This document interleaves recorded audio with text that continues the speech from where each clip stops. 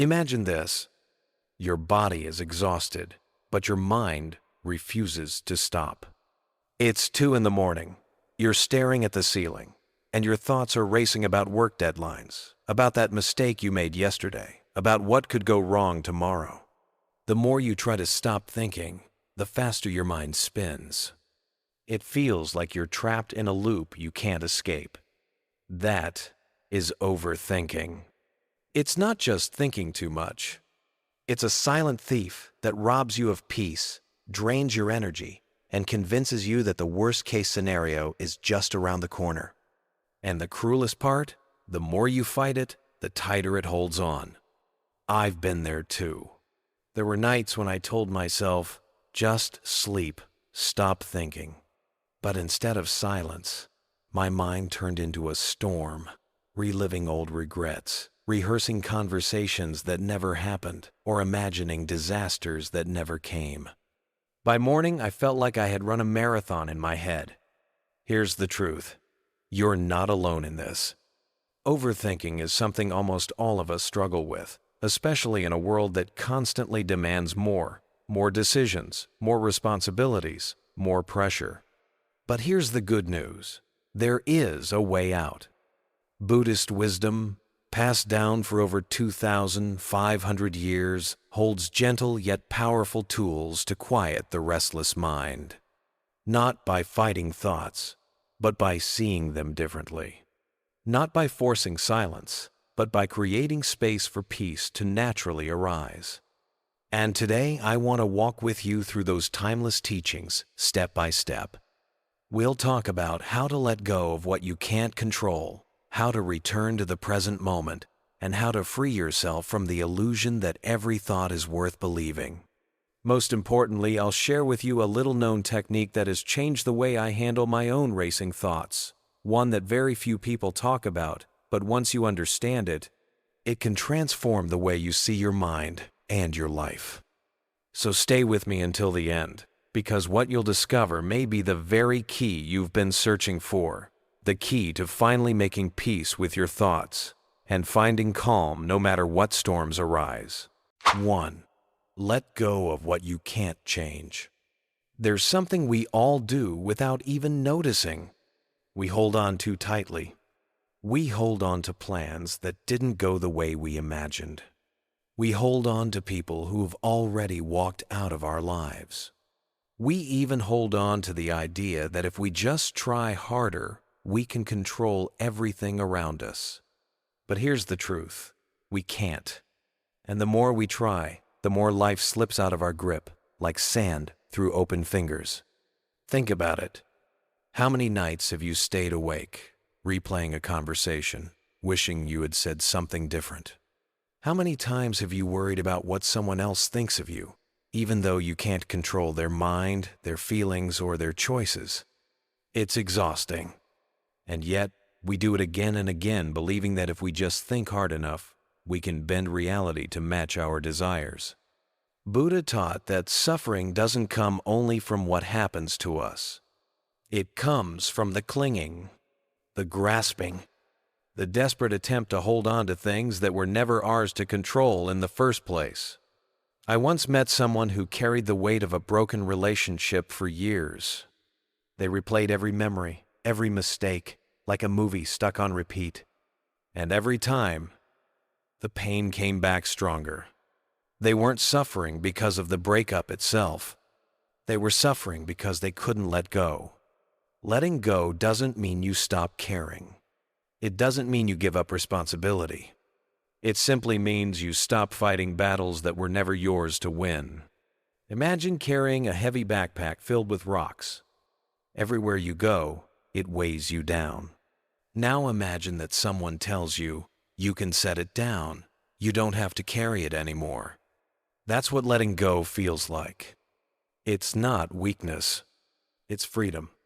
The Buddha once said, you can only lose what you cling to.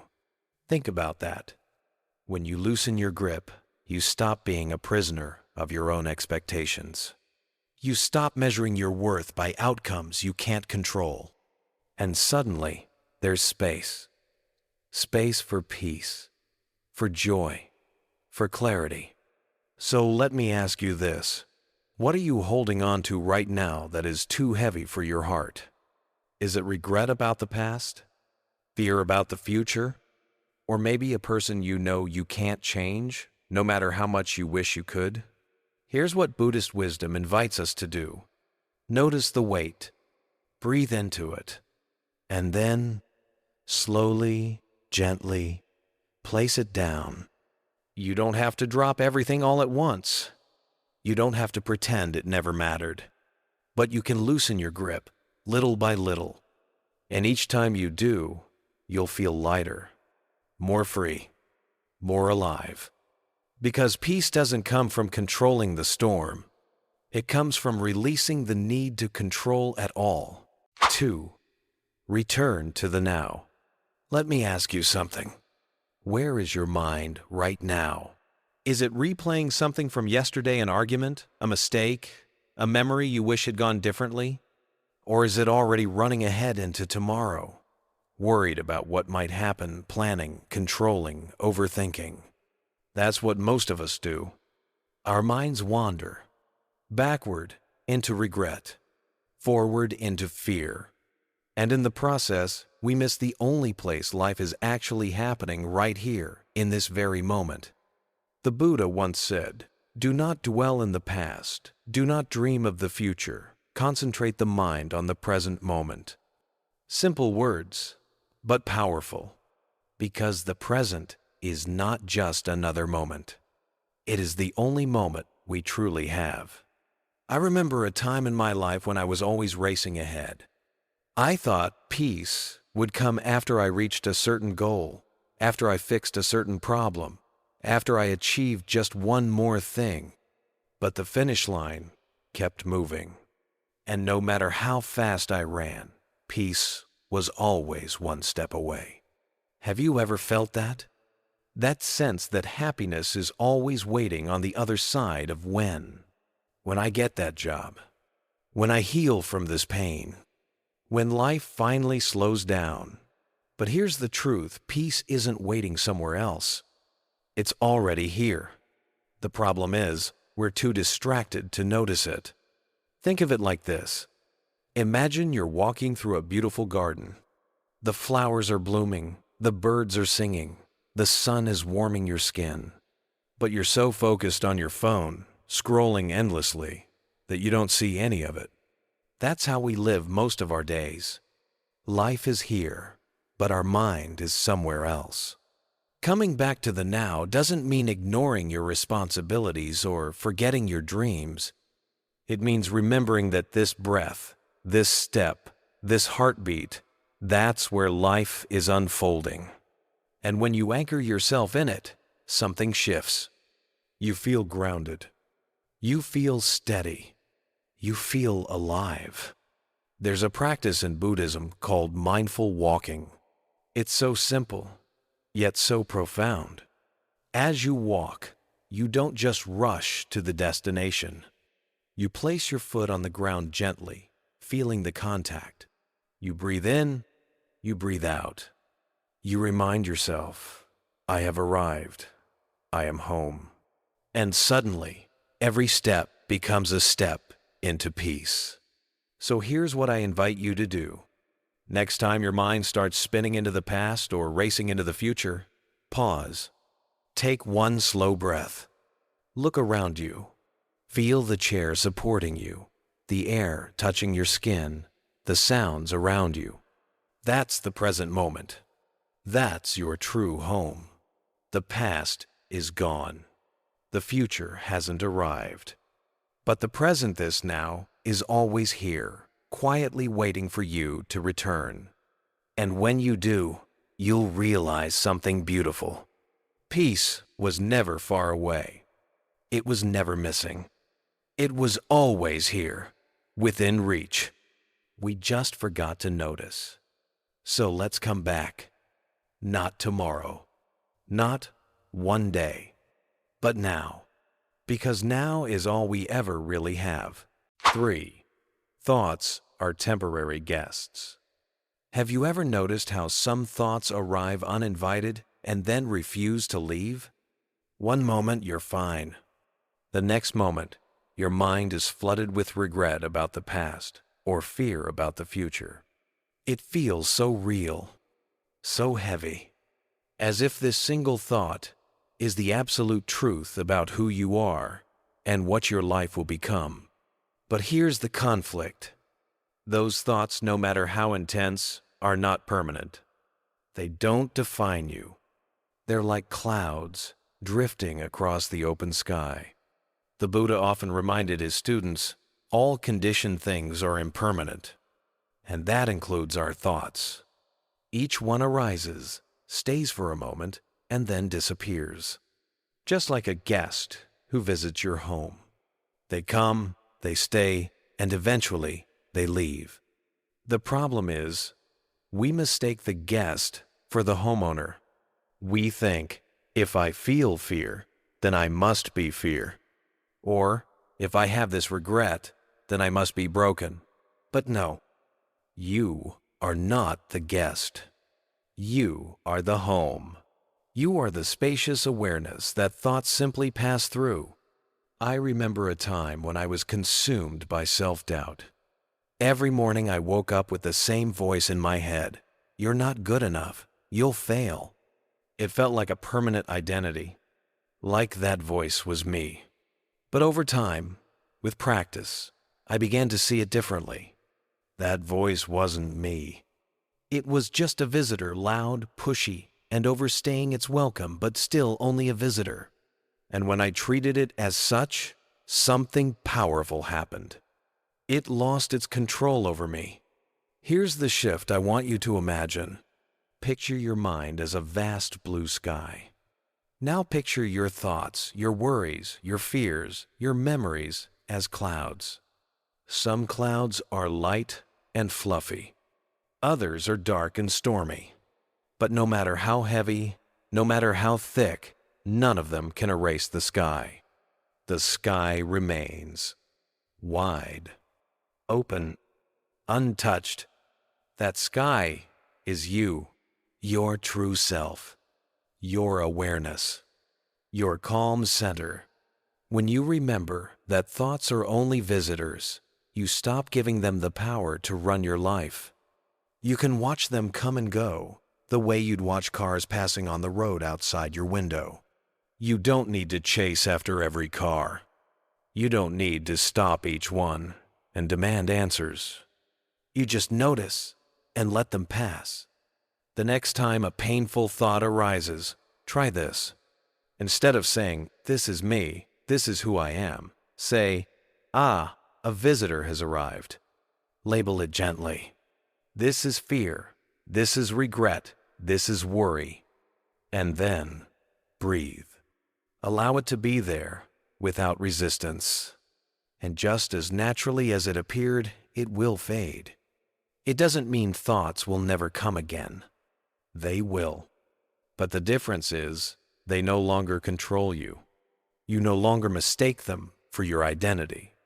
You no longer confuse the passing cloud with the endless sky. So remember this.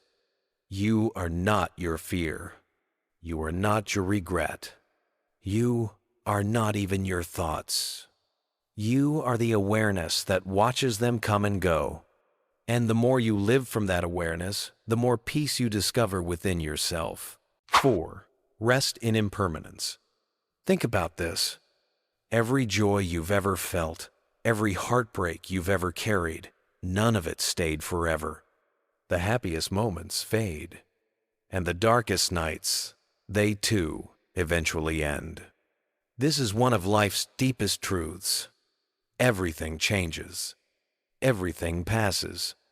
The Buddha called it anicca impermanence. And while at first it sounds sad, it's actually a great source of comfort. Because impermanence means that no matter how heavy your suffering feels right now, it won't last. It means that the fear, the regret, the overthinking, none of it has the power to stay forever. I remember a season in my life when grief weighed on me like a stone. I thought it would never leave. Every morning, I woke up and carried it like a burden on my back. But slowly, Almost without noticing, the weight began to shift. One day, I laughed again. Another day, I found myself enjoying a sunset. And I realized what felt endless was actually moving, changing, softening. This is the gift of impermanence. Pain doesn't last, but it also means joy doesn't last. And that's why life is so precious, because every moment is fleeting. The Buddha once said, "Arising and ceasing, all things are impermanent. When you see this with wisdom, you grow disenchanted with suffering. This is the path to purity." To see impermanence clearly is not to despair. It's to find freedom. When we understand that everything is temporary, we stop clinging so tightly. We don't hold on to joy as if it could stay forever. We don't fight pain as if it will crush us forever. Instead, we rest in the flow of life, knowing that both will pass. Picture a storm.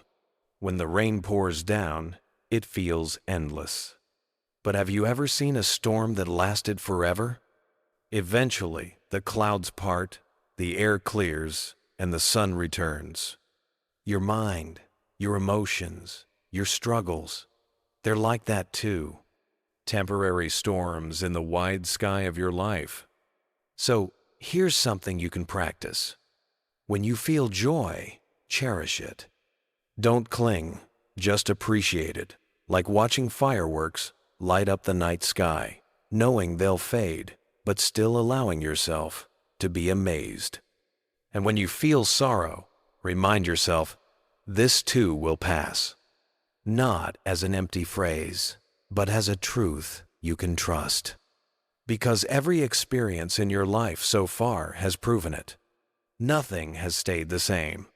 Impermanence teaches us two things at once: to fully savor the good and to gently release the bad. It's like holding sand in your hand.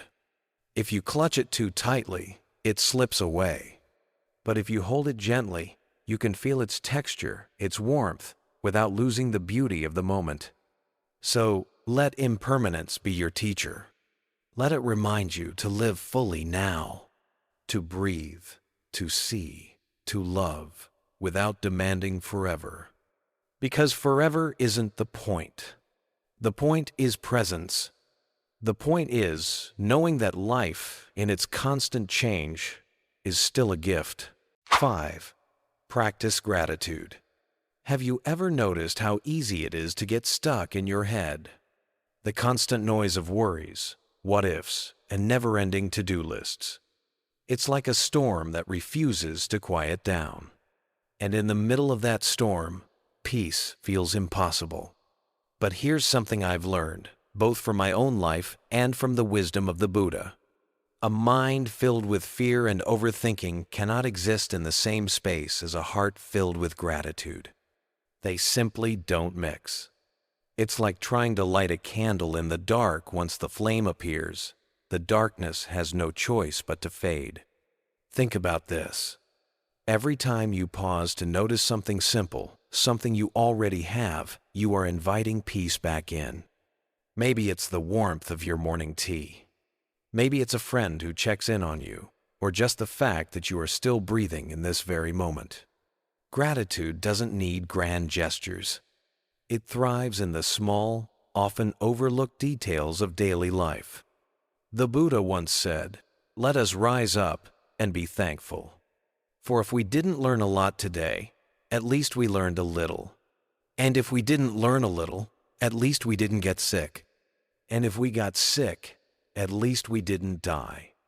So, let us all be thankful." This teaching is simple, yet profoundly liberating.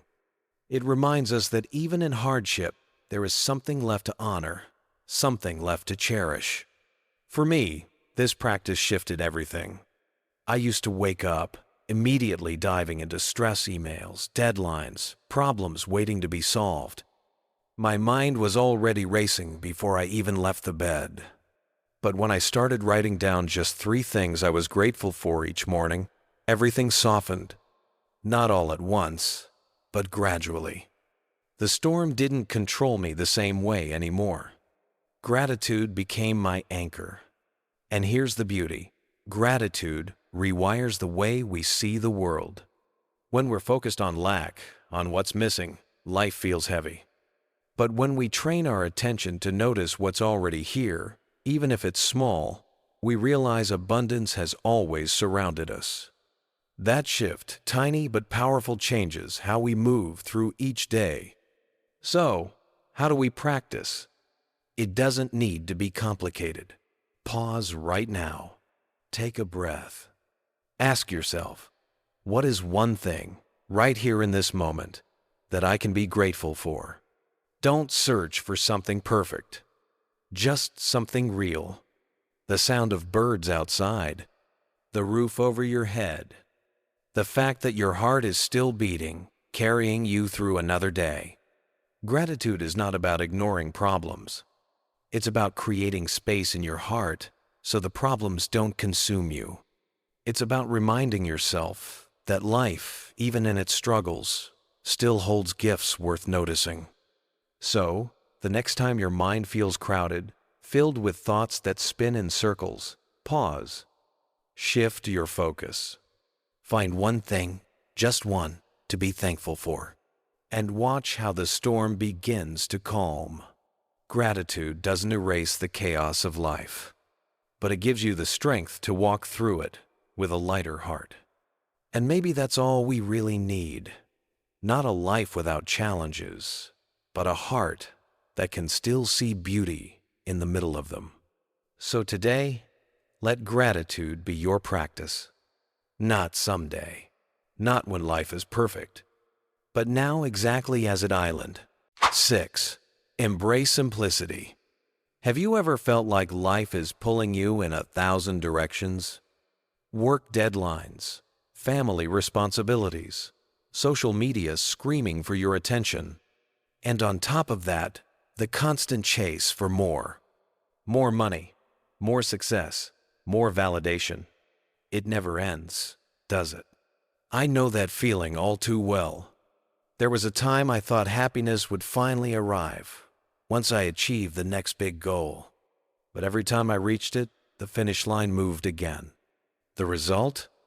Exhaustion, restlessness, an endless race I could never win.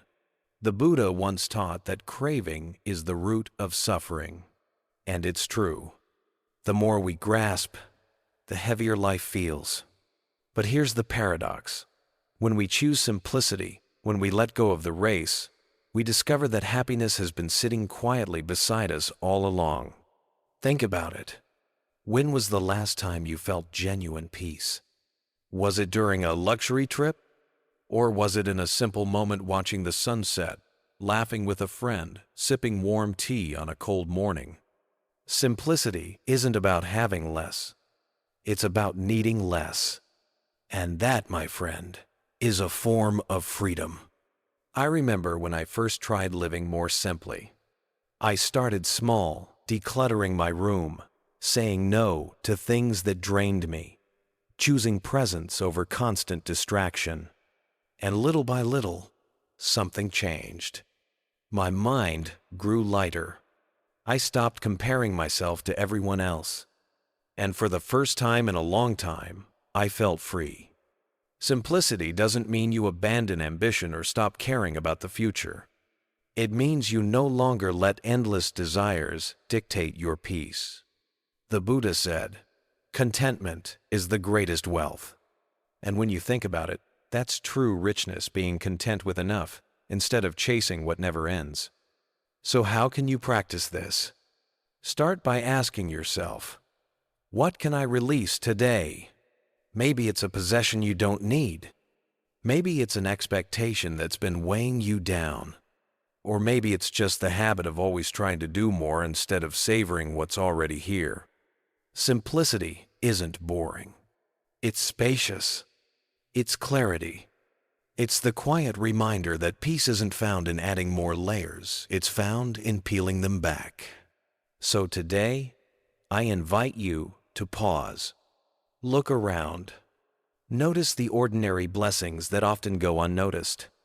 the air in your lungs, the smile of someone you love, the stillness of this very moment. When you embrace simplicity, you step out of the race. You stop running after life, and instead, you finally begin to live it.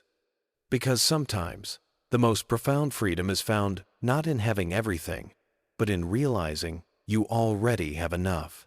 7. Will this matter in 5 years?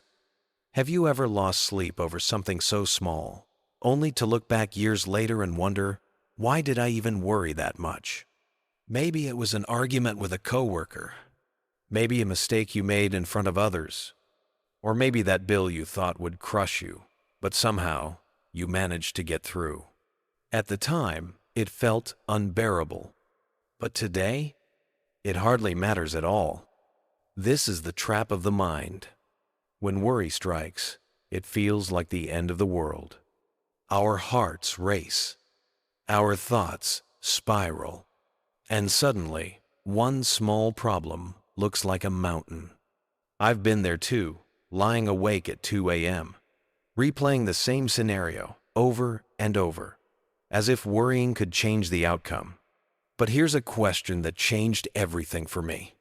What if I step back and ask, will this still matter in 5 years? The moment I asked that, something shifted. Most of the time, the answer was no. That argument, that bill, that embarrassment, they were just passing storms. Yes, they felt intense in the moment, but like every storm, they passed. The Buddha taught that suffering comes not from what happens, but from how we cling to it. And this simple question, will it matter in 5 years, is like a sword that cuts through that clinging. It gives us space. It reminds us that peace of mind is worth more than being right, worth more than winning, worth more than holding on to something that time will erase anyway. I remember a time when I made a huge mistake at work. I thought it would ruin my career. For weeks, I carried the weight of shame and fear. But looking back now, that moment didn't destroy me. In fact, it taught me resilience. And 5 years later, nobody even remembers it. Only I was the one holding on. That's the danger. Our mind tricks us into believing today's worry will last forever. But life proves otherwise. So the next time you feel trapped in overthinking, pause. Take a breath. And ask yourself, will this matter in 5 years? If the answer is no, release it. Don't let it steal your peace. If the answer is yes, then you'll know it's worth your energy, but from a place of clarity, not panic. This one question brings perspective. It lifts us above the storm and helps us see the bigger sky. It reminds us that life is too short and peace is too precious to waste on battles that time itself will forget. So maybe, tonight, instead of losing sleep, you can smile, take a breath, and whisper to yourself, in 5 years, this won't matter, but my peace that matters right now. Summary and conclusion. You know, overthinking is like a heavy cloud. It covers the sky, it makes the world feel gray, and sometimes it feels endless. But here's the truth. Behind that cloud, the blue sky never left. It was always there, calm, spacious, unmoved. And through this journey together, we've explored how to part those clouds, step by step, by letting go of what we can't control, by returning to the present moment, by recognizing that our thoughts are only visitors, by resting in the wisdom of impermanence, by planting seeds of gratitude, by embracing simplicity, and by asking ourselves the powerful question, will this matter in 5 years? Each practice is like a gentle breeze. Slowly, the fog of overthinking begins to thin out, until one day you see it. The vast, open sky of your own mind, the peace that was never gone, just forgotten. And maybe this is the greatest lesson of all. Peace is not found in pushing thoughts away. Peace is found in learning to live with them, to let them come and let them go, without losing yourself in the storm. The Buddha once said, "Do not dwell in the past, do not dream of the future. Concentrate the mind on the present moment." It is in this presence that we rediscover freedom. Think back to the cliffhanger I shared at the beginning. Those moments when we're trapped in restless thoughts, convinced that we're drowning. Now you can see there is a way out. Not by fighting the mind, but by befriending it. Not by controlling life, but by flowing with it. That's how the cloud lifts. That's how peace returns. And perhaps, as you listen now, someone comes to your mind. A friend, a sibling, maybe even a parent, who is caught in their own storm of thoughts. If you think of them, maybe share this message with them. Not as advice, but as a gentle reminder. You are not alone, and peace has always been within you. Because sometimes, one small reminder can change the way someone carries their pain. So, thank you for staying with me until the very end of this journey. It means you care about your own peace. And I truly hope you carry these practices with you into your days and nights. If this message touched something in you, you might want to keep walking this path with me. Feel free to follow, to like, and to share this video with someone who needs a little light today. Not because I ask you to, but because peace grows stronger when it is shared. Until next time, may your heart be calm, may your steps be light, and may you always remember, behind every cloud, the blue sky of peace is waiting for you.